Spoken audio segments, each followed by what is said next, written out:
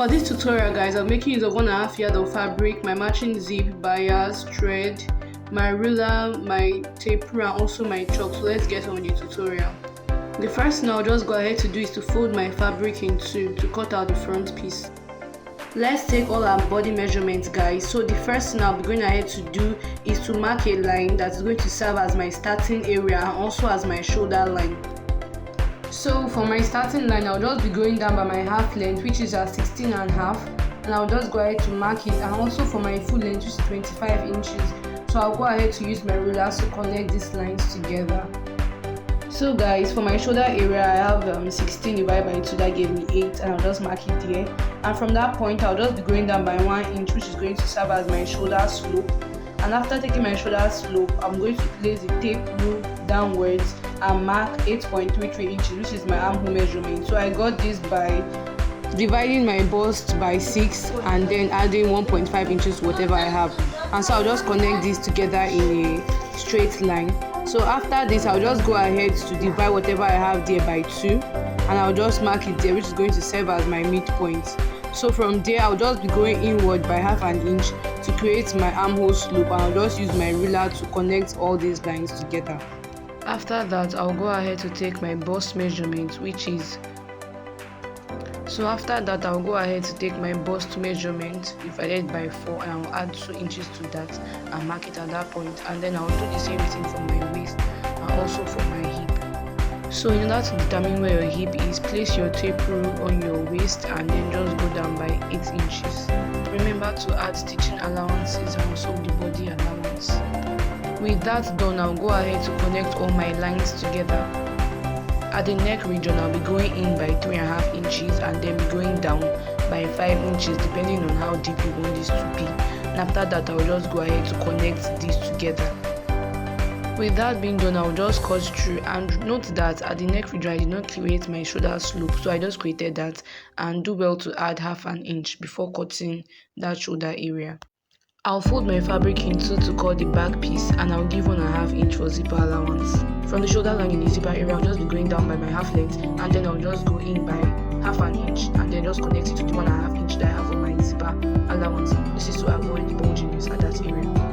I'll go ahead to cut everything exactly the same except for the zipper allowance area. I'll go ahead to pin the zipper area closed, then I'll open it up to cut a monostrap neckline. So guys, I've taken half of my armhole measurement and I'll just be going up by half an inch from that point.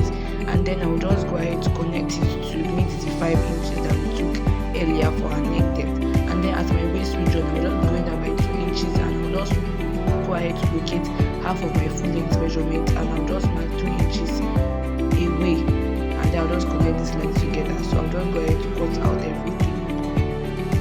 So after cutting guys and opening it up, this is what the back area is looking like. When we add our zipper allowance and fold it in, it's just going to align itself. So the next I'll just go ahead to do is to pipe the neckline with bias. I'm done piping my neck area with bias for both the front and back, and then I just went ahead to join both shoulders together, and this is what I have. Next thing to do is to attach the sleeve, so it depends totally on you, but first thing you guys to do is to measure around your armhole region. After attaching my sleeves, this is what I have. I also went ahead to add my zip. I'll go ahead to arrange the front and back pieces together and then I'll just take my body measurement all through. I'll go ahead to pin the front and back pieces together and then shape. At that region there, I'll just be leaving half an inch for folding allowance. After joining both the front and back pieces, this is what I have. Now the next thing we're working on is on how to fold the down area of this. So I've gone ahead to iron it and then place my pins on it. So after that I'll just go ahead to fold it all around. After folding my down area, the next thing I'm just going ahead to do is to make a belt with the material. And I'm just joining the pieces together, and after joining it together I'll go ahead to fold them and leave a tiny space for me to turn them in and out.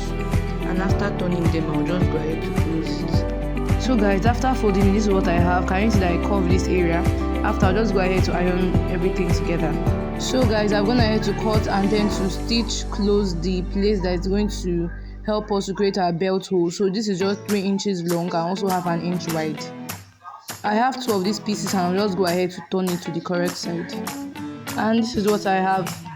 So guys, next I'll just go ahead to do is from that waist ridge I'll be going up by 1 inch and I'll also be going down by another inch, and then I'll just go ahead to stitch it on those points I marked to create the belt hole. I'll go ahead to repeat the same process for the second side. So guys, with this we'll come to the end of the tutorial. Now if you may found this tutorial helpful, don't forget to hit the like button, subscribe and also comment. Thank you all for watching and see you in my next one. Bye.